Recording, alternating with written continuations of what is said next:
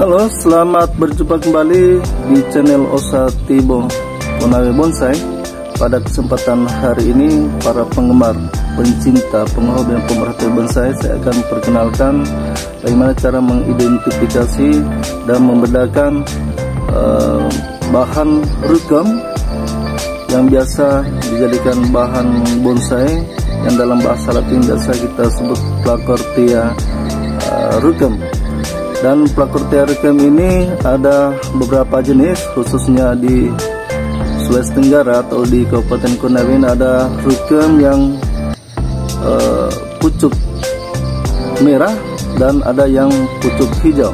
Dan yang pucuk hijau ini ada dua macam, ada yang juga kita biasa sebut lobe-lobe atau dalam bahasa Indonesia disebut lobi-lobi.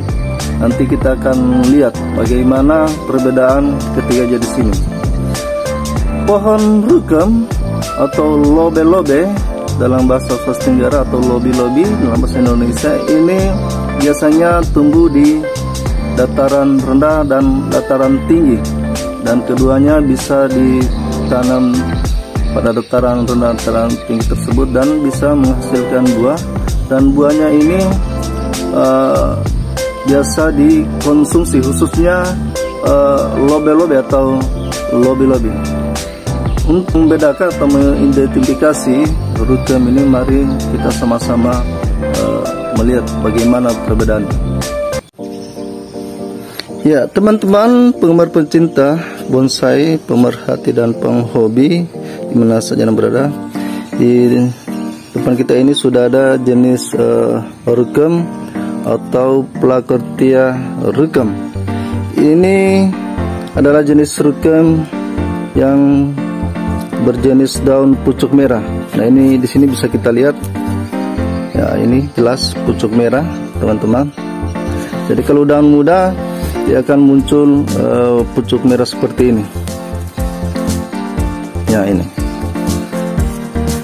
Ya, jenis daunnya yang pucuk merah ini sedikit agak lebih bulat atau sedikit opal ini dibanding dengan rukam yang pucuk hijau. Nah, kemudian ini ditandai dengan berduri. Jadi berduri di aksil daun atau di ketiak daun muncul. Nah, durinya ini sangat tajam dan perih jika kita tertusuk duri rukam. Dan ini di batangnya ini seperti ini. Dia muncul bentol-bentol kecil seperti kutil ini, dan warnanya ini agak mirip-mirip sawo, warnanya mirip-mirip sawo matang. Dan jenis kayu atau pohonnya ini cukup keras, teman-teman, cukup keras. Dan biasanya ini akan kalau sudah besar dia akan berbuah muncul di ketiak-ketiak daun ini. Jadi bunga di sini akan muncul, dia berwarna kuning, kekuning-kuningan. Jadi kuning-kuning pucat, nanti dia muncul di sini. Dan ini daunnya seperti ini, teman-teman. Dia berdaun tunggal. Dan ini cukup bagus untuk kita buat sebagai bahan bonsai. Jenis rukam yang pucuk merah ini hampir sama dengan jenis rukam pucuk hijau. Ini ketinggiannya di alam ini berkisar 5 sampai 10 meter. 5 sampai 10 meter. Selanjutnya, teman-teman, kita akan identifikasi bagaimana model bentuk pohon rukam yang berdaun pucuk hijau. Nah, ini daunnya agak lebih kecil dibanding rukam yang pucuk merah. Ini seperti ini, di alam seperti ini, dia agak kecil, ya, bisa dilihat. Kemudian kalau pucuk merah itu geriginya di pinggir daunnya agak jelas, sedangkan yang pucuk hijau ini geriginya sangat kecil dan hampir tidak ada.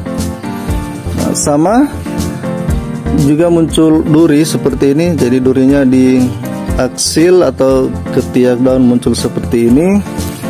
Kemudian batangnya sama dengan rukem yang pucuk merah. Jadi bentel-bentel muncul seperti kutil seperti ini. Jadi ini di alam sangat mirip ketinggiannya dengan pucuk merah.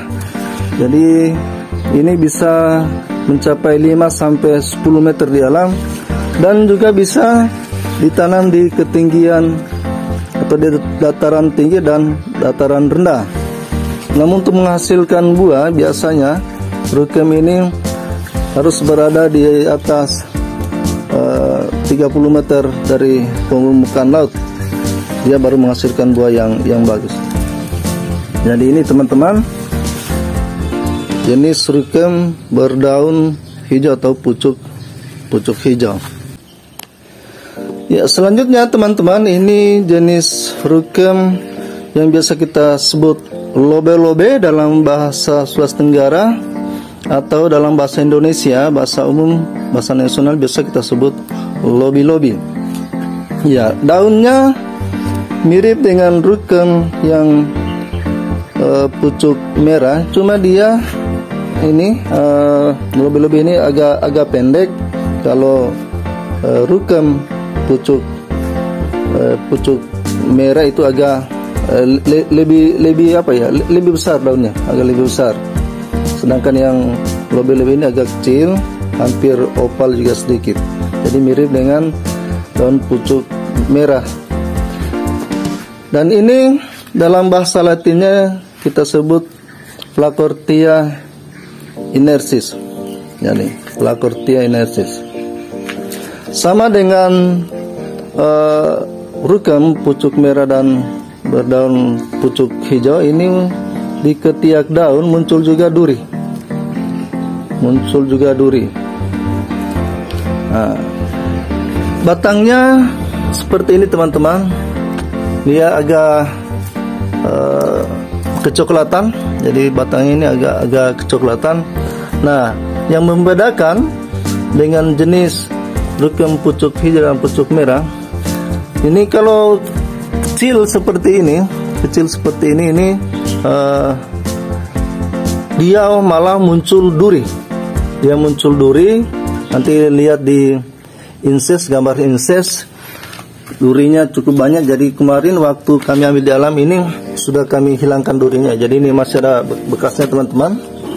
Bekasnya ini, nah ini bekas duri. Dan ini durinya sangat bercabang. Ini sudah kami potong, ini bekas-bekas duri ini teman-teman, bisa lihat di ini. Nah ini bekas duri. Durinya bercabang dan sangat perih. Ini yang membedakan dengan rukem pucuk merah dan pucuk hijau tadi. Lobe-lobe ini sangat banyak durinya. Namun kalau sudah besar, di atas 5 tahun, durinya ini akan hilang. Jadi durinya ini kelihatannya di bawah 5 tahun akan muncul banyak di sini. Sehingga serangga atau jenis binatang-binatang lain ini akan sulit mendekati pohon ini karena punya duri yang bercabang dan sangat kuat. Dan ini harus kita hindari, jangan sampai tersengat. Dan jenis lobi-lobi inilah yang biasa dikonsumsi teman-teman. Itu biasa muncul di ketiak daun. Jadi sama, awalnya berbunga agak kekuning-kuningan dan muncul buahnya. Jadi buahnya itu mirip-mirip apa ya teman-teman? Gersen. Jadi sama-sama mirip dengan buah gersen jika saat masih muda. Inilah